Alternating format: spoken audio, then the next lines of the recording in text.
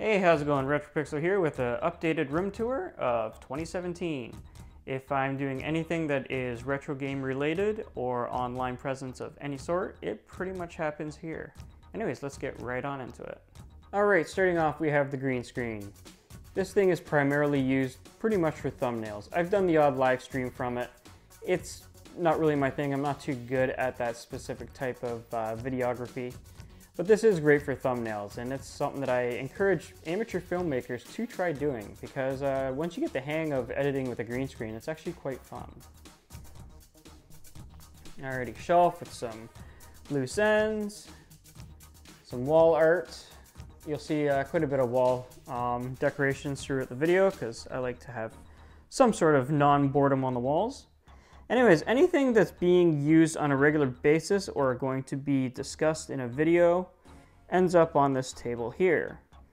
Controllers, cables, anything like that. You'll see the Neo Geo single slot there. That's going to be in a future video discussion, so that's why it's out.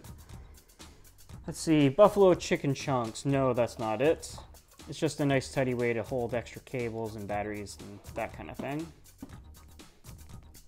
Alrighty, the table for unboxings. You'll see a factory sealed PlayStation that will be unboxed in the coming weeks, if not month. I've been trying to get that set up for a while, and I'll show you the mount that I crudely put together for the sealing. That'll be at the end though. Alrighty, my camera that I use 98% of the time. I'm using the iPhone 6 Plus right now, so it's going to be kind of shaky footage. That's not my norm. But otherwise I wouldn't be able to show the camera on screen. And it is tied into the 24-inch monitor up here. That's the PlayStation 3D TV monitor, whatever hokey name they gave it. It's fantastic for a live feed right off the camera though, because I have a hard time seeing the tiny display that's built onto the camera from a distance across the room.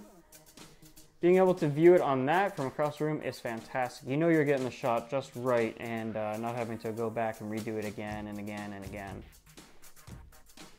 Some more wall art and pieces. That has no real sentimental value other than I made it into the Guinness Book of World Records book for score on that.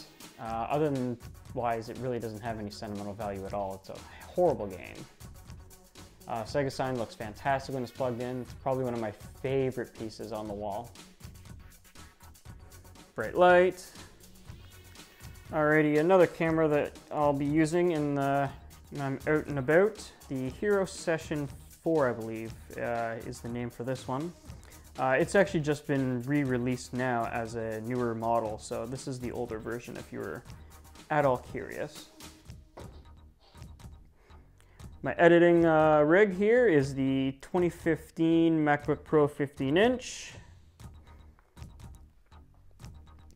Just a cheapo 40-inch screen, nothing special, not 4K or anything like that.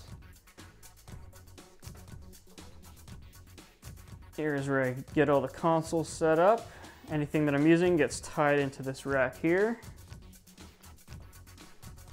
and goes into the HD video converter. All the retro consoles go off of this, and they look fantastic for upscaling some of the footage. It's not great, it's not terrible by any means, and it actually was relatively fairly priced. It wasn't super expensive, but it also wasn't dirt cheap. My Live Gamer Portable HD died, so I replaced it with the HD 60, which I believe is from Elgato. The microphone, as you've seen before in any of my videos, if you've watched them, this is a standard, always used product for me with a super expensive dust cover. A little bit more wall art. The PlayStation, that wasn't cannibalized. It was beyond repair, so I turned it into a piece of wall art. I would not cannibalize a working system, though. Alrighty, if I'm doing any kind of Skype call or podcast thing, whatnot, this is the second microphone I use, the exact same model as one on the stand. This is just more convenient to have on the desk instead of maneuvering this big stand around. Alrighty, my desktop.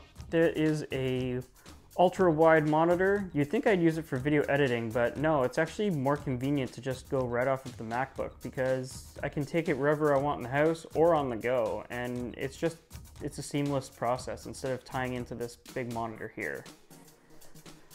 Desktop itself is a 2011 Mac Mini server, a large UPS. I've raved about these things in the past. They're fantastic for keeping your equipment alive in any kind of power outage situation or just protecting your equipment in general. I can't recommend one of these enough. They're phenomenal pieces to have for your equipment setup. Alrighty, gigabit switch, 10-port USB hub, hard drive for the Time Machine on the Mac, the modem, network access storage or NAS, a 4-bay NAS. Why do I need two? Because I love my space and I do utilize quite a bit of it. Alrighty, and the actual gaming shelf. This isn't all of the collection, but I'd say it's majority. There's some of it in the basement. If I haven't touched it in, say, 6 months or more, it goes down there just because I don't have to, use shelf space for it. Or sometimes it ends up in the basement because it is going to be at a future show that I can sell or trade it off. And that was crudely thrown together for unboxings. I can actually drop a camera on a camera pole from that now over top of the table, which would pretty much sit right here. So I can get that top-down view when I'm doing unboxings right off of that. So yeah, it's really ghetto thrown together, but I hope it works out well going forward.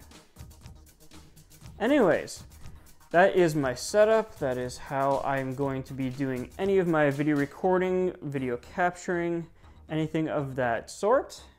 You have an idea how I am doing it through my setup, and hopefully you have enjoyed this look into my little nerd lair. Anyways, thanks for watching. Have a good one. Catch you next time.